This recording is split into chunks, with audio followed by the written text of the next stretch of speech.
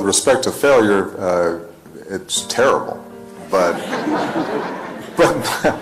necessary. If you are going to try something hard, if you're putting yourself out there in some way, there are going to be times where you screw up or you don't succeed.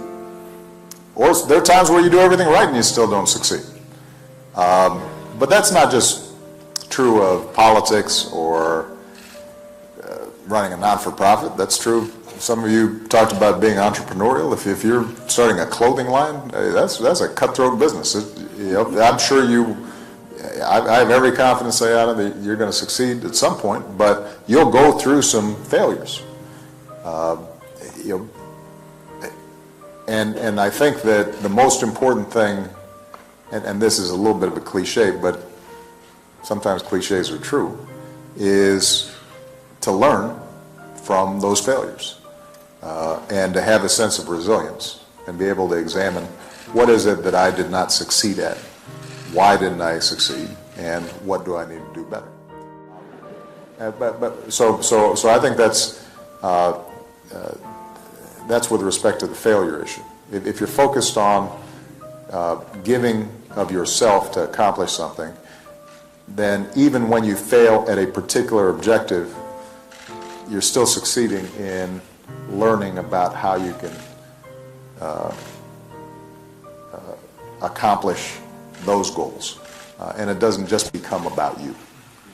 Every single one of you has something that you're good at. Every single one of you has something to offer. And you have a responsibility to yourself to discover what that is. The truth is, being successful is hard. And you won't necessarily succeed at everything the first time you try. That's okay. Some of the most successful people in the world are the ones who've had the most failures. J.K. Rowling, who wrote Harry Potter.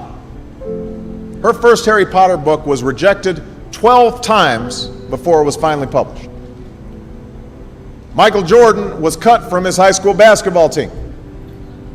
He lost hundreds of games and missed thousands of shots during his career. But he once said, "I have failed over and over and over again in my life, and that's why I succeed."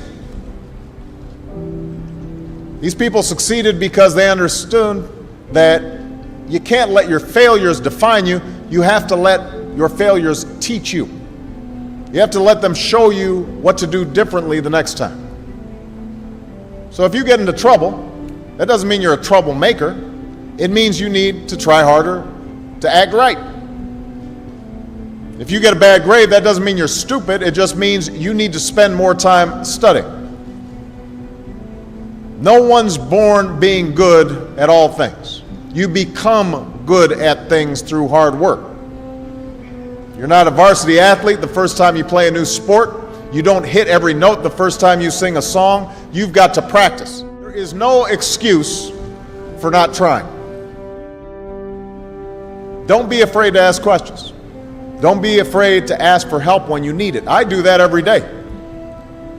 Asking for help isn't a sign of weakness, it's a sign of strength. Because it shows you have the courage to admit when you don't know something, and that then allows you to learn something new.